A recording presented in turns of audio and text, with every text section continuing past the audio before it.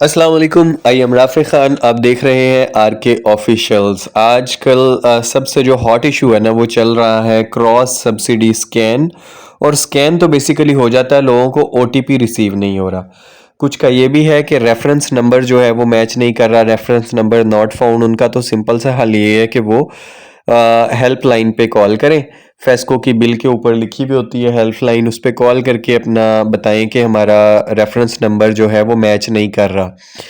जो सबसे ज़्यादा इशू मेरी वीडियो के कमेंट्स में आ रहा है वो ये कि ओटीपी जनरेट नहीं होता, लोगों का ओटीपी जनरेट नहीं होता। तो आज इसीलिए मैं ये वीडियो बना रहा हूँ ताकि आपको बता सकूं कि ओटीपी जनरेट ना हो तो आपने क्या करना है।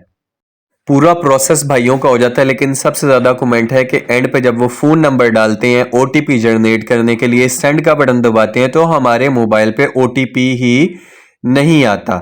उसकी कुछ वजूहात हैं, कुछ रीजंस है, तो मैं आज आपको ऑथेंटिक बात बताता हूँ। आप ऐसे फेज पे आ जाते हैं, सारा काम कर लेते हैं, सेंड ओटीपी टू मोबाइल नीचे ऑप्शन है, जब आप इस बटन को दबाते हैं ओटीपी को, तो फिर होना क्या चाहिए? होना ये चाहिए कि ओटीपी जो आपने मोबाइल नंबर डाला है उसके टेक्स्ट मैसेजेस में, व्हाट्सएप पे नहीं देखना आपने, टेक्स्ट मैसेजेस में किसी भी नंबर से ओटीपी आ जाता है और लिखा होता है क्रॉस सब्सिडी ओटीपी। 6 नंबर का वो कोड होता है, लेकिन लोगों को वो ओटीपी नहीं आ रहा। इसकी सबसे बड़ी वजह क्या है? जो मुझे लोगों ने, भाइयों ने कमेंट में बताया, क्या आप जैज़ की सिम इस्तेमाल तो नहीं कर रहे? मेरे बहुत ज्यादा सब्सक्राइबर्स ने मुझे नीचे कमेंट किया वीडियो में कि हम जलील हो गए, जैज़ की सिम को ट्राई कर रहे थे, बहुत ट्राई किया हमने, हम जैज़ के नंबर डाल रहे थे लेकिन ओटीपी आने का नाम ही नहीं ले रहा था।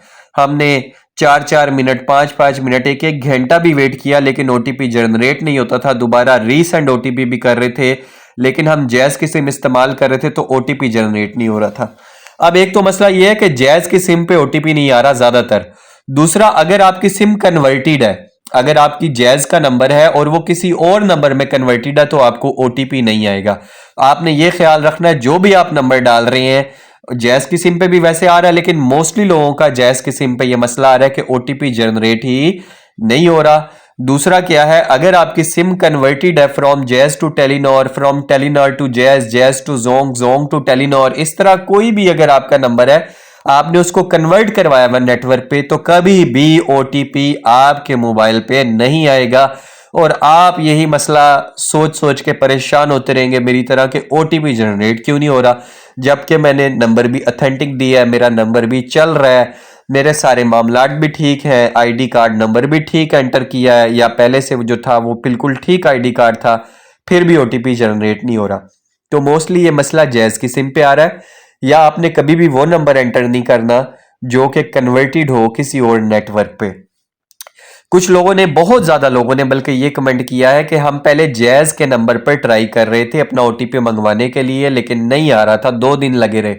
उसके बाद जैसे ही हमने जोंग का नंबर डाला तो फौरन ओटीपी रिसीव हो गया जोंग के नंबर पे। या हमने जैसे यू फोन का नंबर डाला, या हमने जैसे ही टेलीनॉर का नंबर एंटर किया, हमें फौरन ओटीपी रिसीव हो गया।